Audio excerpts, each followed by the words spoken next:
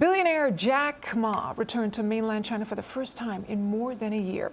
The Alibaba founder visited a school funded by the company, speaking about how changes in technology can affect education. Well, his visit comes as officials try to revive business confidence after the pandemic and a regulatory crackdown.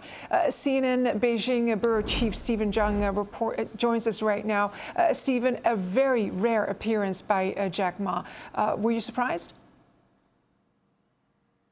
You know, Layla, it's all well and good that we finally caught a glimpse of Jack Ma in his native country, who appeared to be very relaxed, in a white sweater, as a former teacher talking about one of his favorite subjects. His reappearance was catching so much attention because his disappearance from China, of course, was often considered a turning point in this leadership's policy and attitude towards the private sector. Remember, it all began when he delivered a speech in November 2020, very critical of the country's financial regulators.